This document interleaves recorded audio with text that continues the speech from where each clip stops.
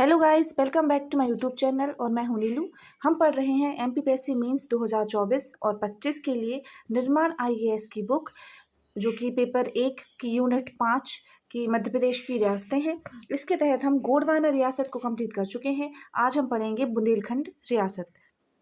इसके अंतर्गत हम पढ़ेंगे चंदेल राज्य की स्थापना, धंग चंदेल, विद्याधर चंदेल, मदन वर्मा, चंदेलकालीन वास्तुकला की विशेषताएं, बुंदेला राज्य का उद्भव, वीर सिंह बुंदेला, विक्रमाजीत सिंह बुंदेला, बार चंदेरी तथा दतिया का बुंदेला वंश, पन्ना राजवंश की स्थापना तथा छत्रसाल, 1842 का बुंदेला विद्रोह, स्मरणीय तथ्य और कुछ संभावित प्रश्न के बारे में हम जानेंगे। चलिए स्टार्ट करते हैं। सबसे पहले हम पढ़ेंगे प्राचीन बुंदेलखंड क्षेत्र। प्राचीन काल में सर्वप्रथम बुंदेलखंड क्षेत्र का परिचय चेदी जनपद से मिलता है। दशार्ण अर्थात विदिशा का कुछ क्षेत्र भी बुंदेलखंड, विदिशा का भी कुछ क्षेत्र वर्तमान बुंदेलखंड क्षेत्र के अंतर्गत आता था। उत्तर वैदिक काल में इस संपूर्ण क्षेत्र पर मौर्यों का शासन था। तत्पश्चात सुंगों ने क्षेत्र पर शासन किया, फिर गुप्तों द्वारा इस क्षेत्र पर प्रशासन संभाला गया, जिसका प्रमाण ललितपुर के निकट देवगढ़ में स्थित दशावतार मंदिर है।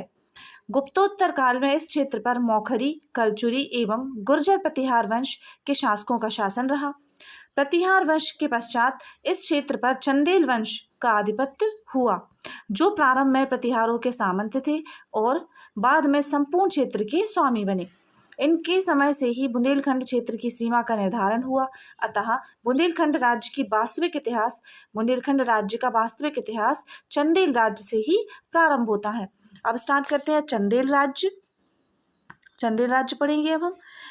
हर्षवर्धन के समय से उत्तर भारत की वास्तविक सत्ता का अधिकारी उस शासक को माना जाता था जो कन्नौज पर अधिकार करता था।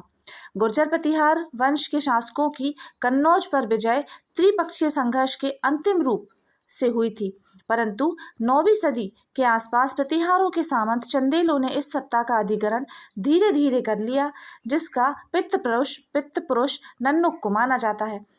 831 ईस्वी में नन्नुक द्वारा चंदेल राजवंश की नींव रखी गई। खजुराहो के लक्ष्मण मंदिर अभिलेख में उसके नृपति तथा महीपति आदि उपाधियों को धारण करने से ज्ञात होता है कि उसने एक स्वतंत्र राज्य की स्थापना की। नन्नुक के पश्चात हर्ष तक चंदेल शासकों ने प्रतिहारों के अधीनस्थ राज्य का विस्तार किया, परंतु हर्ष के पश्चात सभी शासक स्वतंत्र रूप से चंदेल वंश के शासक के रूप में प्रतिष्ठित हुए। अब नेक्स्ट है बागपति का कार्यकाल 848 से 865 ईस्वी के मध्य रहा। नन्नुक के पश्चात उसका पुत्र बागपति चंदेल वंश का अगला शासक बना। इसने अपने शासनकाल में अवंती पर आक्रमण किया और उसे विजित करने का प्रयास किया। मऊ प्रस्तर अभिलेख से इसके विषय में जानकारी प्राप्त होती है और लगभग 865 ईस्वी में इसकी मृत्यु हो गई। अब नेक्स्ट है जयशक्ति और विजय शक्ति। इनका कार्यकाल 865 ईस्वी से 899 ईस्वी रहा। 865 से 899 ईस्वी रहा। बागपति के दो पुत्र जयशक्ति एवं विजय शक्ति थे, जिन्होंने क्रमशः 865 से 882 ईस्वी तथा 882 ईस्वी से 899 ईस्वी तक शासन किया। जयशक्ति के नाम पर ही खजुराहो का प्राचीन नाम जेजाक भुक्ति पड़ा। दोनों भाइयों ने वीर विशेषण को अपने नाम में जोड़कर चंदेल सत्ता के उत्कर्ष का मार्ग प्रशस्त किया। नन्नुक के पश्चात के सभी परवर्ती अभिलेखों में चंदेल वंश का संस्थापक इन दोनों भाइयों को ही कहा गया है तथा जयशक्ति के नाम पर ही चंदेल राज्य का नामकरण जेजाक भुक्ति राज्य के रूप में पड़ा। जयशक्ति के पश्चात उसका भाई विजय शक्ति सिंहासन पर बैठा, जिसने प्रतिहार शासक मेहर भोज की तरफ से राष्ट्रकूट शासक कृष्ण द्वितीय के विरुद्ध दक्षिण भारत का अभियान किया। नेक्स्ट है राहिल, जो कि 899 से 916 ईस्वी तक शासन करेगा। विजय शक्ति का पुत्र राहिल चंदेल वंश का अगला शासक बना। यशोवर्मन के लक्ष्मण मंदिर अभिलेख से उसके वीरता एवं पराक्रम तथा उसकी नरेंद्र चंद्र उपाधि धारण करने का पता चलता है। उसने चंदेल राजकुमारी नट्टा देवी का विवाह कलचुरी शासक कोक्कल प्रथम से करके कलचुरियों से वैवाहिक संबंध बनाए। राहिल ने अनेक सरोवरों, बांधों, झीलों एवं मंदिरों का निर्माण कराया। उसने अजयगढ़ में एक मंदिर का निर्माण कराया। साथ ही महोबा छतरपुर मार्ग पर पंचायत शैली में सूर्य मंदिर का निर्माण कराया।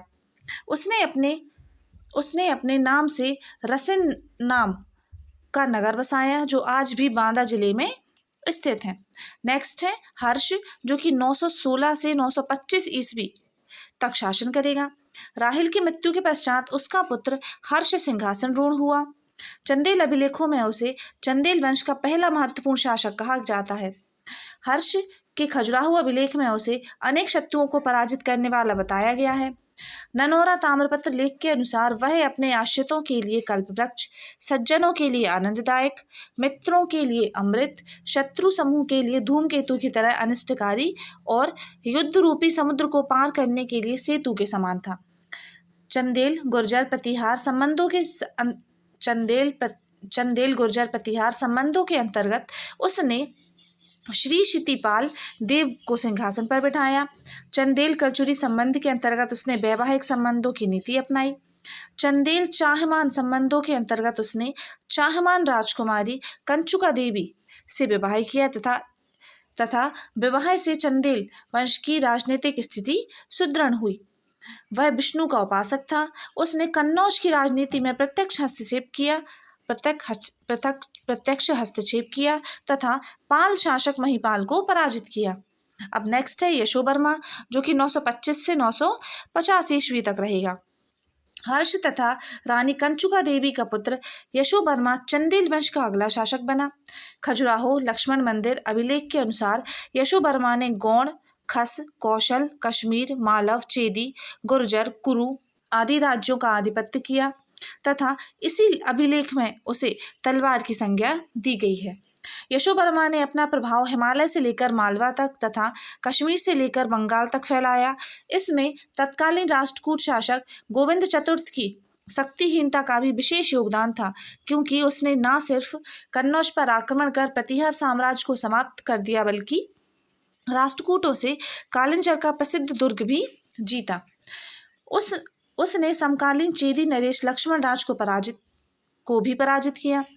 यशोवर्मा ने खजुराहो के प्रसिद्ध विष्णु मंदिर का निर्माण कराया तथा वहां प्रतिहार शासक देवपाल से प्राप्त हुई बैकुंठ की मूर्ति स्थापित कराई। कनिंगम ने इस मंदिर की पहचान खजुराहो स्थित चतुर्भुज मंदिर से की है। यशोवर्मा ने खजुराहो में एक विशाल जलाशय तड़ागाड़व का निर्माण कराया। यशोवर्मा ने मालवा के शासक सियक द्वितीय को पराजित कर अपना करद बनाया। यशोवर्मा ने चेदी राज्य पर विजय प्राप्त कर विदिशा क्षेत्र के प्रशासक के रूप में अपने अनुज कृष्ण को नियुक्त किया। यशोवर्मा ने कश्मीर में हिमालय क्षेत्र में खस जाति के सरदारों को पराजित किया। साथ ही वापस आते समय मिथिला पर आक्रमण कर मिथिला को जीता। चेदी नरेश युवराज देव प्रथम को पराजित किया तथा कुरु, कौशल एवं गुर्जर प्रतिहार के विरुद्ध सैन्य अभियान किया। अब नेक्स्ट है धंग, जो कि 950 से 1002 ईस्वी तक शासन करेगा। चंदेल राजवंश का अगला शासक धंग हुआ, जो यशोवर्मा एवं रानी पुष्पा देवी का पुत्र था। सर्वप्रथम धंग ने साम्राज्य विस्तार करते हुए ग्वालियर दुर्ग पर आक्रमण किया तथा वहां के कछवाय शासक से ग्वालियर दुर्ग को विजित किया। चंदेलों की वास्तविक स्वाधीनता का जनक धंग को ही माना जाता है। इसके पश्चात प्रयाग और काशी पर आक्रमण कर उसे विजित किया, जिसका उल्लेख धंग के ननौरा ताम्रपत्र से मिलता है, जिसमें उसे भट्टे यशोधर को काशी में स्थित यूली नामक ग्राम दान देने का बताया गया है। दान करने वाला बताया गया है। खजुराहो के विश्वनाथ मंदिर अभिलेख में उसे कौशल, कृत, सिंघल और कुंतल राज्य का विजेता बताया गया है। महोबा से प्राप्त कीर्ति वर्मा के अभिलेख में 17वें श्लोक में उसकी तुलना हम्मीर से की गई है। धंग हिंदू धर्म का अनुयायी था, अतः उसके द्वारा अभिलेखों में वासुदेव, शिव, सरस्वती, गणेश आदि देवी देवताओं का स्मरण किया गया है। उसने यशोवर्मा द्वारा प्रारंभ किए गए लक्ष्मण मंदिर का निर्माण पूर्ण कराया तथा खजुराहो में शंभु विश्वनाथ मंदिर बनवाकर उसमें मरकतमणि से निर्मित शिवलिंग की स्थापना कराई। उसने जैन धर्म के प्रचार हेतु जैन मंदिरों के निर्माण में पूरी सुविधाएं प्रदान की तथा खजुराहो में जिन्नाथ मंदिर, पार्श्वनाथ मंदिर का निर्माण कराया। उसके अधिकारी कोक्कल ने विशाल वैद्यनाथ मंदिर का निर्माण कराया। नौनौरा ताम्रपत्र में उसे स्त्रियों का सम्मान करने वाला तथा कला एवं संस्कृति का संरक्षक बताया गया है। अब नेक्स्ट है गंडदेव, जो कि 1002 से 1003 ईस्वी तक रहेगा। अपने यशस्वी पिता धंग की मृत्यु के पश्चात 1002 में गंडदेव चंदेल वंश का अगला शासक बना। उसका शासनकाल लगभग 2 वर्ष का रहा, जिसकी पुष्टि विद्याधर कालीन कुंडेश्वर ताम्रपत्र से होती है। अब नेक्स्ट है विद्याधर, जो कि 1003 से 1029 ईस्वी तक शासन करेंगे। गंड की मृत्यु के पश्चात उसका पुत्र विद्याधर चंदेल राज्य सिंहासन पर बैठा। उसका शासनकाल चंदेल सत्ता के चरमोत्कर्ष का काल था। महोबा के खंडित अभिलेख में उसकी कान्य कुब्ज विजय का वर्णन मिलता है। इसके अतिरिक्त मालवा के परमार शासक भोज को पराजित करने का उल्लेख भी इसी अभिलेख से प्राप्त होता है।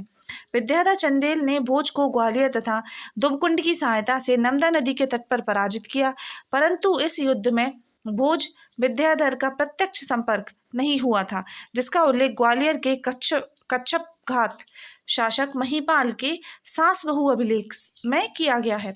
विद्याधर के समकालीन कलचुरी शासक गंगेदेव को पराजित किया। विद्याधर के समकालीन कन्नौज नरेश राज्यपाल से मित्रवत संबंध थे, तो इसमें विद्याधर के समकालीन कलचुरी शासक गंगेदेव था, जिसको उसने पराजित किया, और विद्याधर के समकालीन कलचुरी शासक गंगेदेव था और कन्नौज शासक राज्यपाल से मित्रवत संबंध स्थापित किए। परंतु तुर्की आक्रमण के समय जब महमूद गजनबी ने कन्नौज पर आक्रमण किया, उस समय राज्यपाल बिना युद्ध ही वहां से भाग गया, जिससे कुपित होकर विद्याधर ने कछवाह शासक अर्जुन को उसके विरुद्ध अभियान हेतु भेजा और अर्जुन द्वारा उसका वध कर दिया गया तथा कन्नौज चंदेल सत्ता के अंतर्गत आ गया। विद्याधर के समय में महमूद गजनबी ने कालिंजर पर 2 आक्रमण किए, जिसमें प्रथम युद्ध 1019 ईस्वी में अप्रत्यक्ष रूप से लड़ा गया और महमूद गजनबी बिना किसी परिणाम के ही वापस गजनी चला गया। महमूद गजनबी का बुंदेलखंड का दूसरा आक्रमण 1022 ईस्वी में हुआ, जिसमें उसने सर्वप्रथम ग्वालियर के दुर्ग पर आक्रमण किया। 4 दिन के पश्चात ग्वालियर के दुर्गपाल ने 35 हाथी भेंट कर घेरे की समाप्ति करवाई। ग्वालियर दुर्ग के पश्चात उसने कालिंजर का घेरा डाला, परंतु दुर्ग विजित न कर पाने के कारण दोनों की मध्य संधि हो गई, जिसका वर्णन जय वर्मा के अभिलेख से मिलता है। देव वर्मा के ननौरा और चरखादी ताम्रपत्र में विद्याधर को परम भट्टारक, महाराजाधिराज, परमेश्वर की उपाधि से सम्मानित बताया गया है। अब नेक्स्ट है विजयपाल, जो कि 1030 ईस्वी से 1050 ईस्वी तक शासन करेगा। विद्याधर की मृत्यु के पश्चात उसका उत्तराधिकारी विजयपाल 1030 ईस्वी में शासक बना। कुशासन और कलचुरियों के बढ़ते दबाव के कारण चंदेलों का विस्तारवादी युग समाप्त हो गया और वह अपनी सीमाओं को ना बढ़ा सका। कलचुरी शासक गंगेदेव पहले विद्याधर के अधीन था, परंतु विक्रमादित्य की उपाधि धारण करने के पश्चात उसने कीर, अंग, उत्कल और कुंतल देशों को पराजित कर प्रयाग और काशी को विजित किया, जो चंदेलों के अधिकार क्षेत्र में थे। ग्वालियर एवं दुबकुंड के कछवाह शासकों ने परमारों की अधीनता स्वीकार कर ली, अतः यह क्षेत्र भी चंदेलों के हाथ से निकल गया। विजयपाल का प्रशासनिक अधिकार एवं मुख्यमंत्री महीपाल था। देव वर्मा के ननौरा और चरखारी ताम्रपत्र में विजयपाल को परम भट्टारक, महाराजाधिराज, परमेश्वर और श्री कालंजराधिपति की उपाधियों से विभूषित बताया गया है। मऊ प्रस्तर अभिलेख में उसे कलयुग को समाप्त करने वाला बताया गया है। अब नेक्स्ट है देव वर्मा, जो कि 1050 से 1060 ईस्वी तक शासन करेंगे। देव वर्मा विजयपाल का उत्तराधिकारी था। उसने कालिंजराधिपति की उपाधि धारण की। देव वर्मा के ननौरा और चरखारी अभिलेख में उसके भूतपल्लिका गांव के दान देने का भी पता चलता है और इन्हीं अभिलेखों के अनुसार उसके लक्ष्मीकरण कलचुरी से पराजित होने का भी पता चलता है। नेक्स्ट है कीर्ति वर्मा, जो कि 1060 से 1100 ईस्वी तक रहेंगे। विजयपाल का कनिष्ठ पुत्र कीर्ति वर्मा देव वर्मा के पश्चात चंदेल वंश का अगला शासक बना। उसने चंदेल कलचुरी वंश को नवजीवन दिया तथा डाहाल नरेश लक्ष्मीकरण को पराजित कर अपने खोए हुए क्षेत्रों को पुनः प्राप्त किया। प्रबोध चंद्रोदय नाटक के अनुसार कीर्ति वर्मा को प्रलयकाली काल, अग्नि और रुद्र के समान बताया गया है। कीर्ति वर्मा ने गोपाल को अपना प्रधानमंत्री बनाया, जिसकी तुलना विष्णु नरसिंह और बराह अवतार से की गई है। कीर्ति वर्मा के शासनकाल में महोबा के कीरत सागर नामक सरोवर का निर्माण कराया। तो कीर्ति वर्मा के शासनकाल में महोबा में कीरत सागर नामक सरोवर का निर्माण कराया गया। साथ ही एक अन्य कीरत सागर चंदेरी के निकट भी बनवाया गया। कालिंजर का बुड्ढा बुड्ढी तालाब का निर्माण भी कीर्ति वर्मा द्वारा कराया गया। टीकमगढ़ के जैन मंदिरों का निर्माण 1066 ईस्वी में कीर्ति वर्मा द्वारा कराया। अजयगढ़ के परमाल सरोवर के समीप कीर्तिजेश्वर शिव मंदिर का निर्माण कराया। बेतवा नदी के तट पर कीर्तिगिरी दुर्ग का निर्माण भी कीर्ति वर्मा द्वारा कराया, जो वर्तमान में देवगढ़ ललितपुर में अवस्थित है। कीर्ति वर्मा ने सोने के आकार एवं तौल में गंगेय देव शैली के सिक्के चलवाए, जिसके पृष्ठभाग पर कमल आसीन प्रभामंडल युक्त देवी लक्ष्मी का चित्र अंकित था। इसके नाम द्रम और अर्धद्रम थे। नेक्स्ट है संलक्षण वर्मा जो कि 1000 से 1010 ईस्वी तक शासन करेंगे। कीर्ति वर्मा के पश्चात उसका पुत्र संलक्षण वर्मा चंदेल साम्राज्य का अगला अधिकारी बना। उसके सिक्कों में हललक्षण वर्मा नाम अंकित किया गया। मऊ प्रस्तर अभिलेख के अनुसार संलक्षण वर्मा ने गंगा यमुना दोआब पर आक्रमण कर उसे विजित किया तथा कन्नौज के गुर्जर प्रतिहारों की एक शाखा एवं राष्ट्रकूटों को पराजित किया। चंदेल कलचुरी संबंधों के अंतर्गत नवस्थापित राज्य यशकर्ण को संलक्षण वर्मा ने पराजित किया। साथ ही मऊ प्रस्तर अभिलेख में उसे आंध्र प्रदेश के भीमेश्वर मंदिर में पूजा का उल्लेख भी मिलता है, जो गोदावरी नदी के तट पर स्थित था। चंदेल परमार संबंध के अंतर्गत भोज परमार की मृत्यु के पश्चात जयसिंह अगला परमार शासक बना, जिस पर संलक्षण वर्मा ने आक्रमण कर उसे पराजित किया। संलक्षण वर्मा ने सोने तथा तांबे के सिक्के चलवाए तथा उसके सिक्कों पर मां लक्ष्मी तथा छत्रधारी हनुमान जी के चित्र अंकित थे। अब नेक्स्ट है जयवर्मा, जो कि 1110 से 1120 ईस्वी तक शासन किया इसने। संलक्षण वर्मा के पश्चात उसका पुत्र जयवर्मा उत्तराधिकारी बना। माफ कीजिए।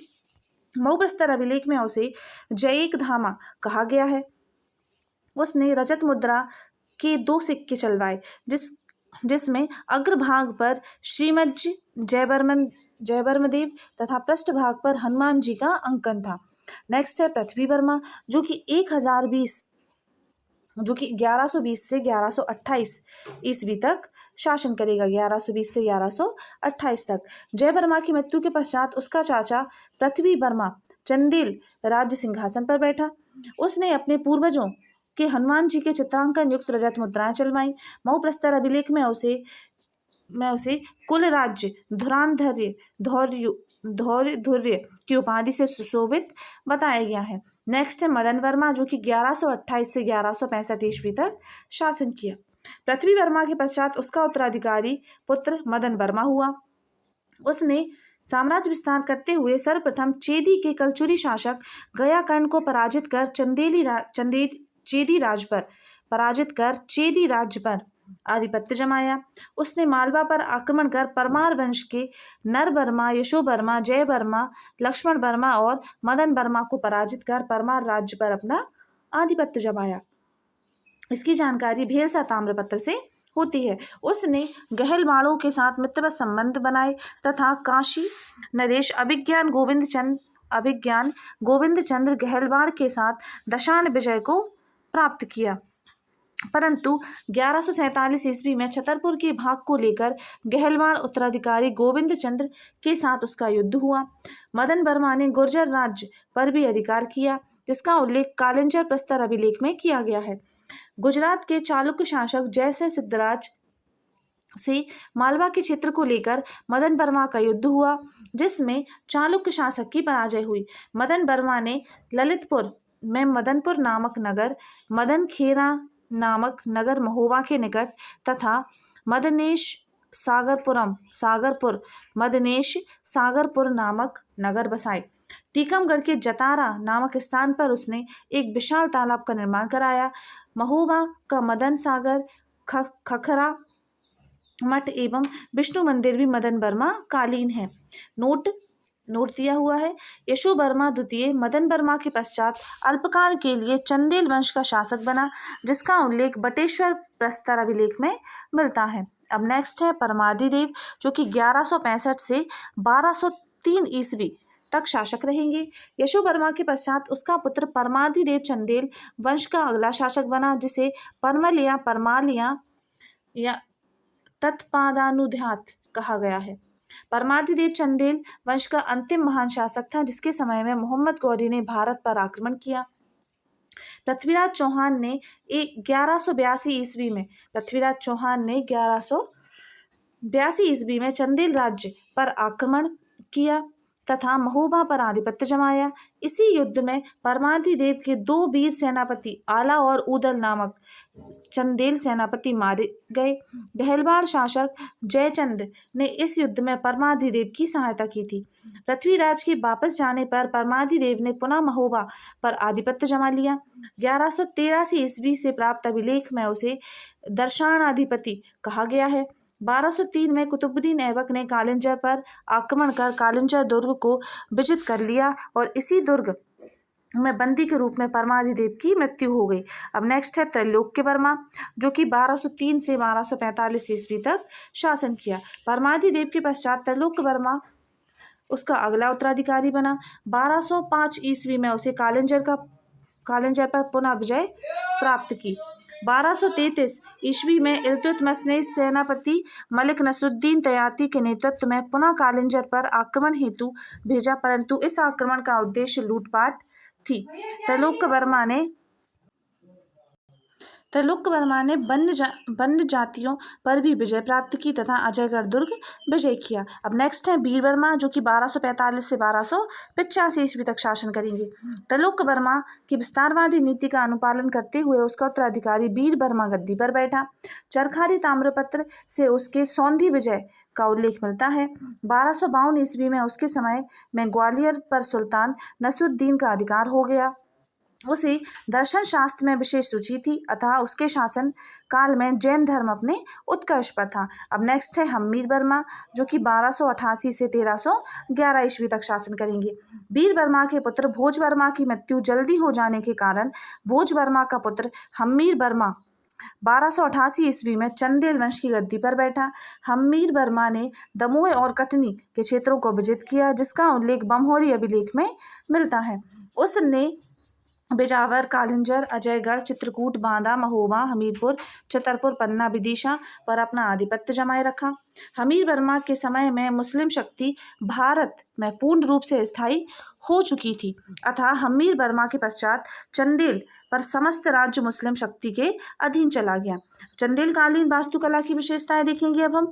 तो चंदेलकालीन वास्तुकला एवं स्थापत्य कला की महत्वपूर्ण विशेषता वहाँ की मूर्तियां हैं। इन मूर्तियों को 5 महत्वपूर्ण भागों में बांटा गया है। प्रथम वर्ग में आराध्य मूर्तियों में विष्णु, शिव एवं देवी देवताओं की मूर्तियां अवस्थित हैं। इस वर्ग का सर्वश्रेष्ठ उदाहरण लक्ष्मण और विश्वनाथ मंदिर है। दूसरे वर्ग में परिवार, पार्श्व या आवरण देवताओं की मूर्तियां हैं, जो मंदिरों की बाह्य दीवारों पर विद्यमान है। इसका सर्वश्रेष्ठ उदाहरण कंदरिया महादेव मंदिर में देखने को मिलता है। तीसरे वर्ग में वह प्रतिमाएं हैं जिन्हें सुरसुंदरी या अप्सरा कहते हैं। यह मंदिरों की जंघाओं, स्तंभों, आलंबन बहुओं, मंडप और महामंडप के अर्ध स्तंभों पर अवस्थित हैं। चतुर्थ वर्ग में पशु पक्षियों की प्रतिमाएं हैं, जिसमें पशुओं में सबसे अधिक सालदूल या व्याल मिलता है, जिसमें प्रायः सींगों वाले शेर के रूप में चित्रित किया गया है। पांचवें वर्ग में मिथुन मूर्तियां हैं, जिनका उल्लेख किए बिना चंदेल मूर्ति कला का वर्णन अधूरा है। जैन मंदिरों को छोड़कर प्रायः चतुर्दिक एकाधिक स्थानों पर अनेक सीधी और अटपटी मुद्राओं में संभोग से समाधि की ओर जाती हुई विभिन्न संभोगरत मूर्तियों का अंकन है।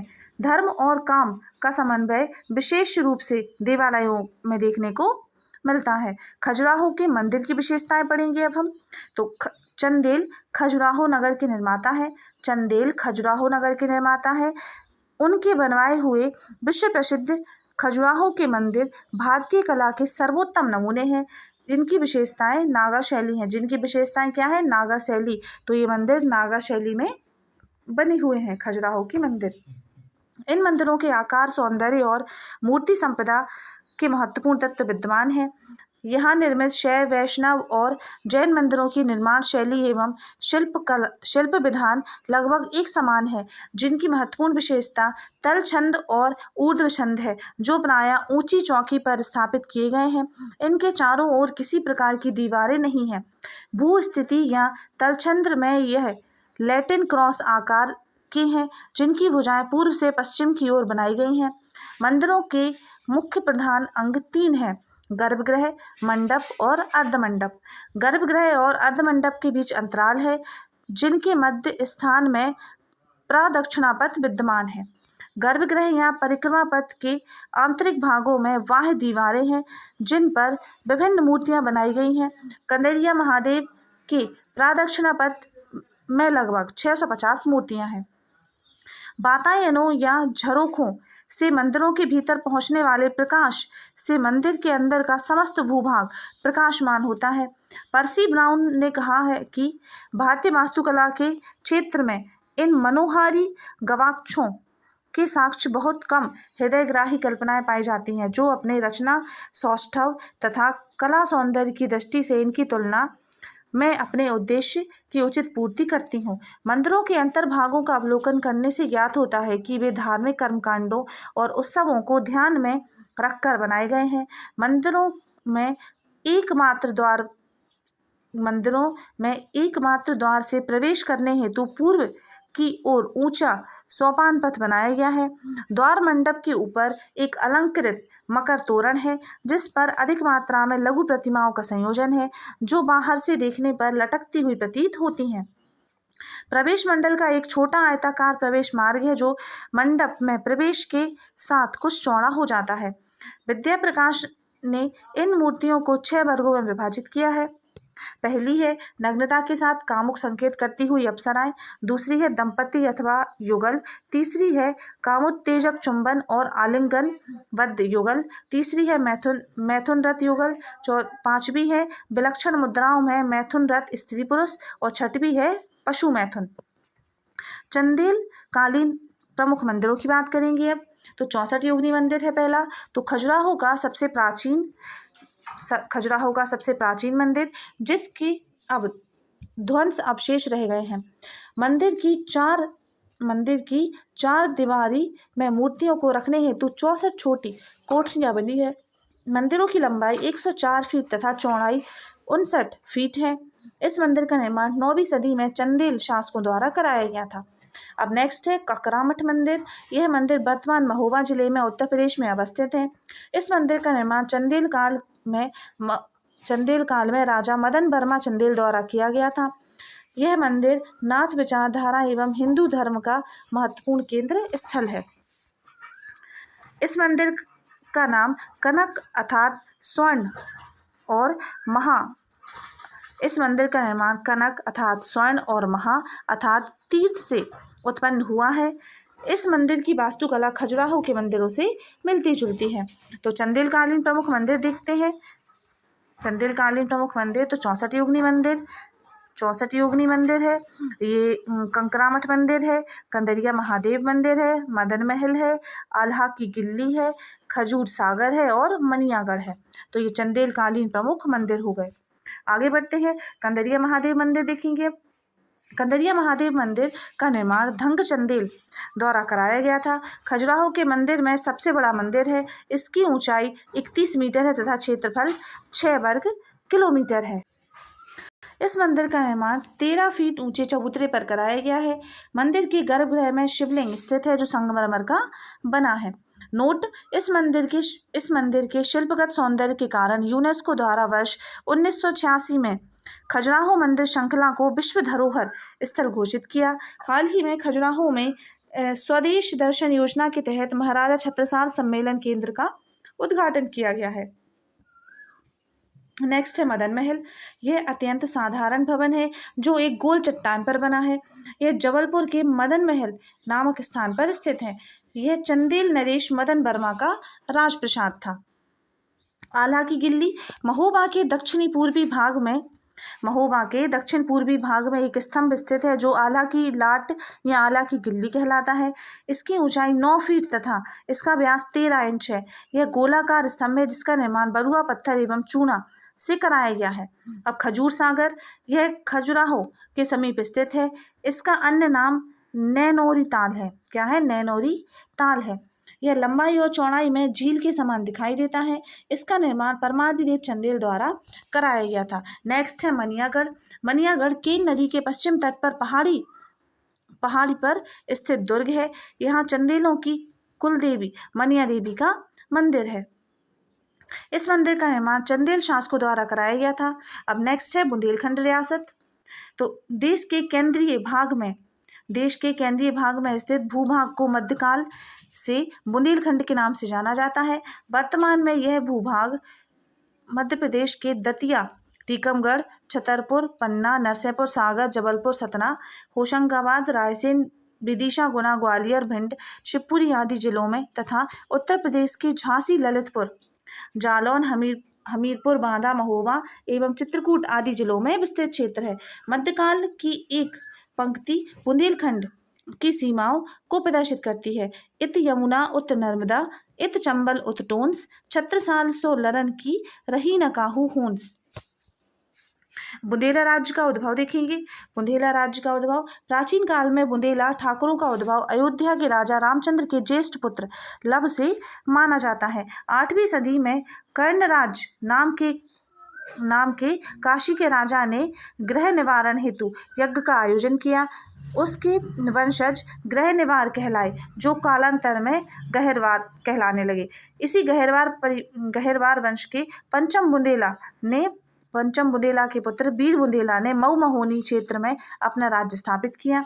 बुंदेला ठाकुरों द्वारा विंध्य क्षेत्र के भूभाग पर सत्ता स्थापित करने के कारण ये बिंधेला कहलाए जो कालांतर के अपभ्रंश के रूप में बुंदेला हो गया। 14वीं शताब्दी से पूर्व इस क्षेत्र पर बुंदेला का शासन रहा जिनकी राजधानी जीजाग भुक्ती खजुराहो थी, परंतु 14वीं शताब्दी के उत्तरार्ध में यहाँ बुंदेला द्वारा सत्ता स्थापित की गई और मऊ महोनी क्षेत्र को राजधानी बनाया गया। अब नेक्स्ट है बुंदेला राज्य की स्थापना से पूर्व क्षेत्र का इतिहास। चंदेलों के पतन काल में सर्वप्रथम पृथ्वीराज चौहान द्वारा चंदेल शासक परमादिदेव पर आक्रमण किया गया तथा महोबा के आसपास के क्षेत्र पर पृथ्वीराज ने अपना स्थायित्व किया। पृथ्वीराज की मृत्यु के पश्चात मोहम्मद गौरी के दास कुतुबुद्दीन ऐबक ने 1202 में बुंदेलखंड के प्रसिद्ध दुर्ग कालिंजर पर आक्रमण किया। 1231 ईस्वी में दिल्ली के सुल्तान इल्तुतमिश ने पुनः कालिंजर पर आक्रमण कर चंदेल सत्ता को और कमजोर किया। 1247 ईस्वी में दिल्ली के सुल्तान असुद्दीन महमूद ने पुनः कालिंजर पर आक्रमण कर उसे लूटा। दिल्ली के लोधी सुल्तान सिकंदर लोधी द्वारा 1493 में बुंदेलखंड के नरवर और चंदेरी भागों पर कब्जा कर लिया गया। 1528 ईस्वी में मुगल बादशाह बाबर द्वारा चंदेरी पर आक्रमण किया गया तथा मेदिनी राय को पराजित कर संपूर्ण बुंदेलखंड पर अपना आधिपत्य स्थापित कर लिया। 1530 ईस्वी में मुगल बादशाह हुमायूं द्वारा कालिंजर पर आक्रमण किया गया। शेरशाह सूरी द्वारा कालिंजर पर आक्रमण किया गया। इसी आक्रमण के समय शेरशाह सूरी की 22 मई 1545 ईस्वी को मृत्यु हो गई। अब बुंदेला राज्य की स्थापना के तत्कालीन सहायक परिस्थितियां देखेंगे। मध्यकाल में बुंदेलखंड के मुख्य 3 केंद्र कौन कौन से? तो मध्यकाल में बुंदेलखंड के मुख्य 3 केंद्र महोबा, कालिंजर एवं अजयगढ़ थे। ओरछा इस समय नगण्य स्थिति में था। महोबा एवं कालिंजर पर चंदेलों का आधिपत्य था, परंतु मुस्लिम शासकों के भारत में प्रवेश के साथ ही चंदेल का संघर्ष मुस्लिम सत्ता से हुआ। कमजोर होती चंदेल सत्ता का फायदा बुंदेलों को प्राप्त हुआ, जिन्होंने मऊ महोनी क्षेत्र में खुद को स्थापित कर लिया तथा किसी भी मुस्लिम शासक की सीधी नज़र इस क्षेत्र पर नहीं पड़ी। इस स्थिति में बुंदेला को फलने फूलने का अवसर एवं समय प्राप्त हुआ जो कालांतर में एक विशाल साम्राज्य के रूप में परिफलित हुआ। अतः चंदेलों का पराभव विदेशी शक्तियों द्वारा अनदेखी एवं योग्य शासकों की श्रृंखला में बुंदेलखंड राज्य को सुदृढ़ करने के लिए महत्वपूर्ण भूमिका निभाई। अब नेक्स्ट है ओरछा राज्य की स्थापना। तो ये जो रियासत है ये बहुत ज़्यादा बड़ी है, तो इनको हम 2 से 3 पार्ट में कंप्लीट करेंगे। तो ये ओरछा रियासत ये हम बाद में पढ़ेंगे नेक्स्ट वाले वीडियो में। अगर आप लोग को वीडियो पसंद आए तो प्लीज़ लाइक करें, शेयर करें और चैनल को सब्सक्राइब करना ना भूलें। और हमारा एक और चैनल है MP एग्ज़ाम अकेडमी, जहाँ पर सौरभ सर और दिवाकर सर बहुत अच्छा कंटेंट लेके आते हैं। तो आप लोग प्लीज़ उसको भी विजिट करें और उसको भी सब्सक्राइब कर लें। चलिए मिलते हैं नेक्स्ट वीडियो में। Thanks for watching.